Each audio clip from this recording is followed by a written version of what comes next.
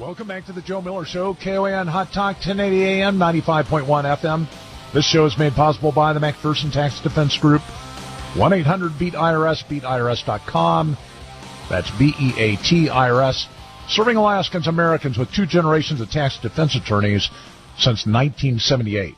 We're honored to have with us Pastor Carl Gallups, senior pastor of the Hickory Hammock Baptist Church in Florida, an Amazon Top 60 best-selling author. He's been on this program a number of times before. Several of the books he's written, Final Warning, Be Thou Prepared. We have been impressed with the kind of cutting-edge insights he's had. Today we're going to talk a little bit about what's happened in Paris and kind of the outflow from that, the refugee criticism that is now hitting the airwaves in America. Pastor Gallups, thanks for joining us again on the Joe Miller Show. Joe, it's always an honor to be with you. Thank you for having me on this evening. So, Pastor Gallups, one of the things that, of course, the outflow from what happened in Paris is outrage over the fact that this country seems to have just taken, basically a blind approach to the refugees coming out of the Middle East. There have been complaints from the FBI, for example, that they do not have sufficient time to review those coming across. There may be radicals that are mixed in with the refugees. We have a president and also a Congress that's facilitating the president by funding these refugee programs that seemingly doesn't really care. We were talking just before we came on at the bottom of the hour, and you had suggested that, in fact, you've heard the theory from, I guess, somebody connected with Israeli intelligence that this was the plan all along, to create conflict in the Middle East, have a refugee crisis, and inundate this country with radicals. Tell our audience a little bit about that. Yes, I will. And, all of this can be documented. I mean, what I'm going to say is going to sound awfully astounding to many of your listeners. I've been talking about it for years. And so, Joe, either this is one of the most inept or the most inept administration in my lifetime, and just making one stupid mistake after another when it comes to foreign relations and national security and border security and refugees and immigrants, or they have an agenda. They have a plan. Now, if I were new, just wading into this over the last couple of weeks, I would think, well, they're probably just inept. But here's what I know, or at least this is what was told to me, and this is what I've been watching unfold for the last 6 or 7, 8 years. Back when Barack Obama was running, and then shortly thereafter, I have a radio program as well, and I've had a bunch of guests on who are analyzing his life and his books and his materials and his philosophy and his politics, and we were doing all of that, of course, and of course we were dealing in his identity and all the records he had sealed and all of that stuff. But shortly after he took office, I had a man on my radio program whose name is Avi Lipkin. Avi Lipkin. He is born and raised in Israel, and I think he has dual citizenship. He's in the United States a lot. He ran for the Knesset in Israel. He's well known over there, politician and a speaker and somebody who's just concerned about world security, national security, Israeli and American security. His wife works for the Israeli Intelligence Services. I'll think of her first name in just a moment. It eludes me right now. But Avi came on my program not too long after Obama took office. And this is what he said. Now, the recording of this is in my podcast from years ago, and it's also in a video format on the PNN News and Ministry Network on the Internet, a ministry that I founded, a network that I founded. And this is what he said. He said on my radio show 6 or 7 years ago, I mean, this floored me. And I said, really, Avi, do you really think that? And he said, this is what my wife is hearing in Arabic radio, Arabic television, Arabic intelligence. And what he said was this. He said they are predicting, the Arabs are predicting that deep into Obama's term in office, that he will, quote, create a crisis in the Middle East, which will then create a surge in Islamic terrorism, which will create a Muslim refugee crisis, and he will use that crisis to import, and they said back then, millions of Muslim refugees into the United States and into the Western nations, of course, of Europe. But he was most concerned about the United States. He said there will be an influx of many millions of Muslim refugees into the United States, and he said, and they will use this, the Muslims will, he didn't say Obama would, but he said the Muslims will use it as a Trojan horse vehicle for getting terrorists into and on American soil. Now, he said that years ago. We certainly aren't at the millions yet, but you're right about it being a potential Trojan horse. There's no doubt that we've already missed a few. I guess what's extraordinary about this theory is that when you look back at what Obama did in the Middle East, where he effectively supported ISIS-linked groups to destabilize Assad, people scratch their heads. Anybody that has any type of expertise in the Middle East looks at this thing and says, I mean, what kind of idiocy would motivate such an action to destabilize that area? And there is a theory, Pastor Gallups, out there that, in fact, it's good for Israel to have a destabilized region to its north instead of one unified under a tyrant like Assad. I tend to disagree with that, although there's evidence that there has been efforts by Israeli intelligence to destabilize enemies by creating, civil-type unrest, civil wars. And, the more they fight amongst themselves, obviously, the less targeting they have of Israel. But certainly the impact of what Obama has done to the United States as far as opening up this refugee crisis and the West in general, it's undeniable. I mean, it's been catastrophic. Look at the numbers going into Western Europe now via Turkey, for example. Well, Joe, no, you're absolutely right. And listen, I understand there are various ways of looking at all of this, but here's what's astounding to me. You're right. It is catastrophic, and think of it, Joe. It's just started. I mean, it's catastrophic already, and it has just now started. 2011, Arab Spring broke out. I was on the air live when it happened, and I can remember as it was unfolding on Drudge headlines, British intelligence services released a leak, and I don't know how it got to Drudge, but while I was live on the air, I hesitated to read the headlines over the air because I thought this is incredulous. This can't be. But the headline said, as Arab Spring was breaking out in Egypt, and then, of course, went to Libya, the headline said, as it was going on, British intelligence reveals Arab Spring was initiated by the Obama administration. Well, I finally got up the courage to read that over the air and start talking about it, and as I suspected, people were calling the show saying, oh, I was a reactionary, I was, a conspiracy theorist. I said, I'm just reading the headlines of Drudge. Well, a few days later, Hillary Clinton and Barack Obama took credit for it. Took credit for it around the world as having been a part of initiating it, and people who were in Israel, I have several sources in Israel who are involved in intelligence, they were telling me, this is horrible. This is going to create a surge in Islamic terrorism. It's going to create an absolute catastrophe in the Middle East, and it's going to create a refugee crisis. And I can remember when they said that in 2011, immediately my mind went back to Avi Lipkin. I said, oh my gosh, it's happening. Well, your commentary about the Obama administration's involvement in the beginning of this smelly Arab Spring was also evidenced by people that were on the ground during the elections in Egypt. I talked to one of the aides, one of the generals that was running for president, who said he saw on the ground emissaries, agents from the Obama administration actively involved in vote fraud in Egypt, running up to, of course, the Muslim Brotherhood victory that took place. Of course, then the military in Egypt displaced the Muslim Brotherhood. But he said, look, Obama actively engaged in trying to bring to power the Muslim Brotherhood, of course, people affiliated like the Muslim Brotherhood with radicalism, and it's without a doubt that the problems that we're seeing in the Middle East, the unrest, is in part a consequence of what the Obama administration has done. We're going to talk next segment, we're running up to a break, about how there are people of faith, Christians, so-called,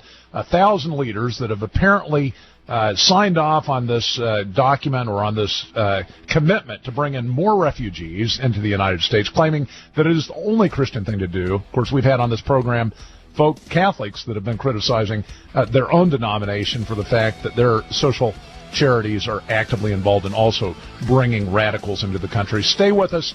We're here with Pastor Gallups. More from him. Welcome back to the Joe Miller Show, KOAN Hot Talk, 1080 AM, 95.1 FM. We have on the air with us Pastor Carl Gallups, the senior pastor at Hickory Hammock Baptist Church in Florida, Amazon Top 60 best-selling author, wrote the books Be Thou Prepared, Final Warning, has been on the show before. He's a TV radio host, used to be a police officer. He's the founder of the Internet PNN News and Ministry Network, and a member of the Board of Regents at the University of Mobile in Mobile, Alabama.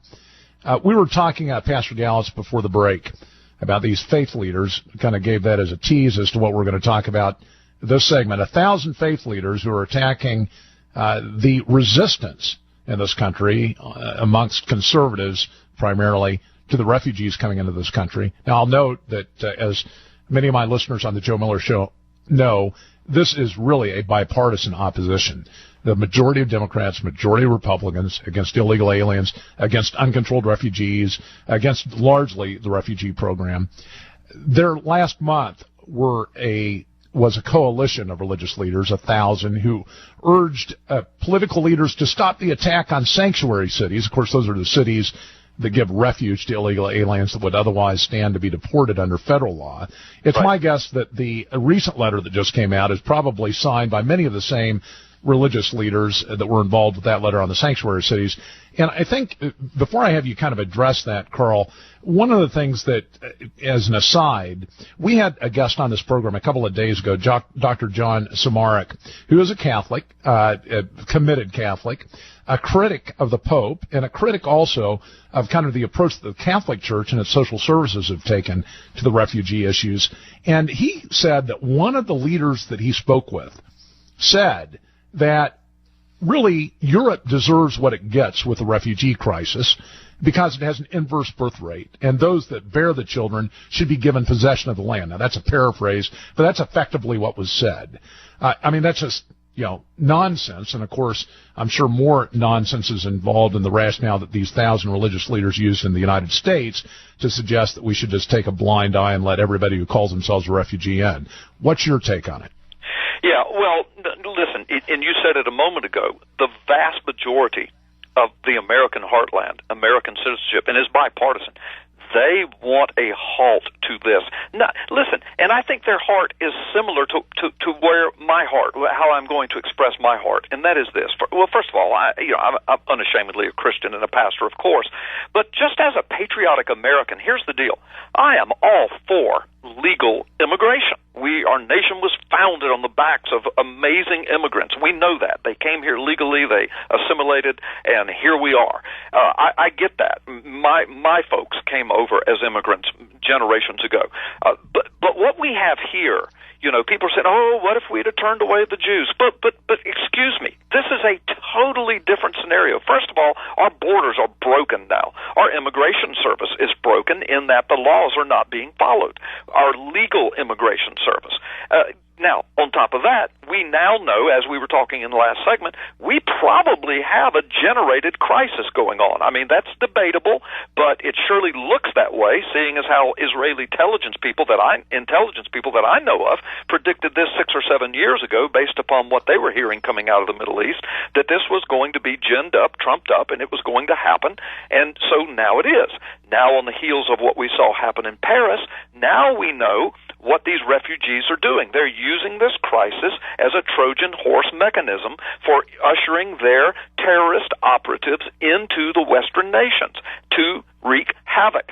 And we know that ISIS brags about this, and they brag that they're going to do it in America, that they are doing it in America, and that they will soon attack America. Now, what sane person would not take a breath and take a good hard look at this, instead of just opening our arms and our doors and saying, I'm from the South, y'all come now here?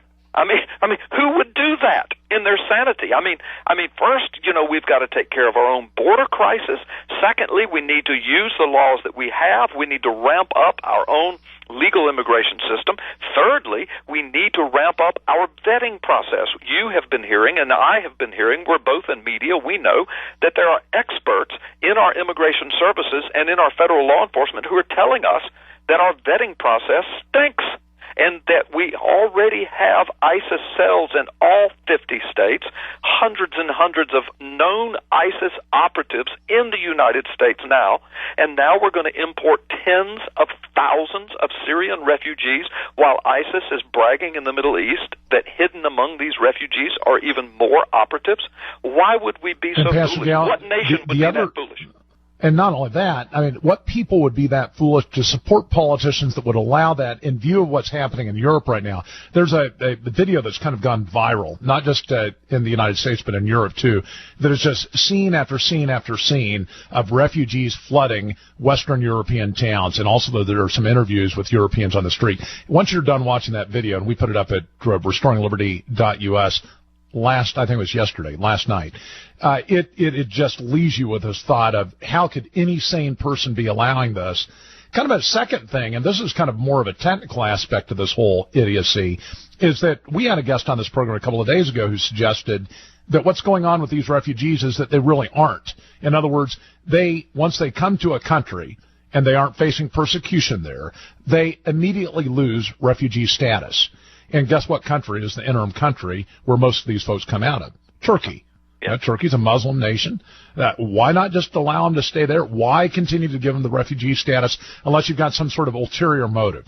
In other words, maybe the Trojan horse or maybe some political motive. I mean, the Democrats, the left, they're always looking for some way to broaden their coalition. Oh, yes. And they've looked toward, illegals before. Now maybe they're looking toward Muslims. Yeah. Oh, yeah. No, I think that's a huge part of it. I mean, even if you can go pretty deep in this conspiracy theory if you want. You can go all the way down to a Muslim overthrow of the United States, ushered in by Muslim sympathizers, or you can just back it up a few notches and say what you just said, which we know for a fact. We've heard various political operatives admit that they are attempting to use the broken border or the created broken border situation to bolster the rolls of the Democrat voters. They want to be able to stay in office forever in a, quote, legal way. It's a drummed up illegal way, but that is a plan. We know that. So certainly this feeds directly into that. If in fact it's not something even more sinister than that, Joe. Yeah, I mean, the naivete of this crowd that thinks that this is going to bolster their political coalition and not in any way risk the country and its security is just mind-boggling. I mean, you look at what happened in France, for example. You look at what's happening in England, and the number of folk involved in political leadership who don't see eye to eye with Sharia law or the fundamentals of Islam, but they just think, all people are good, and we don't have to worry about this. This isn't going to have an impact on lifestyle or worldview or the way we do things. I mean, they couldn't be any more wrong. I mean, these folk, they'll admit it if they're interviewed. They're here to bring the caliphate. They're here in many cases to bring Sharia law, and even in the United States, Carl, I mean, we've got about 50% of Muslims that want Sharia law and about a quarter of them that believe violence is appropriate against the federal government to bring Sharia law into this nation. And that's mind-boggling. Yes, it is mind-boggling. And look, I've seen those same polls among the Muslims. I've seen those same statistics. And, of course, I am a Christian. I come from a biblical worldview. I'm not going to be too preachy here, but let me just say, according to the Word of God, it's my understanding. You said a moment ago, what's going on? This insanity. Who in their right minds would do this? Who would support the politicians that do this? Why would 1,000 quote faith leaders sign a document, insisting and demanding that we just open our borders and just allow every refugee in the Middle East to come pouring in here? Well, I believe we've been given over to a depraved mind. I really do. I think a lot of this is spiritual. I really do. I think that we're becoming blinded to reality and to common sense. So anyway, it's to a crisis proportion. I mean, it's getting tough. We're living in very interesting days, Joe. We're living in very prophetic days, I think. I think you're right, Pastor Gallups. I appreciate your insight as always. Again, best-selling author, Amazon Top 60, Pastor Carl Gallups. If you missed the first part of this, we'll get the podcast up later today. Stay with us, The Joe Miller Show. We'll be right back after this.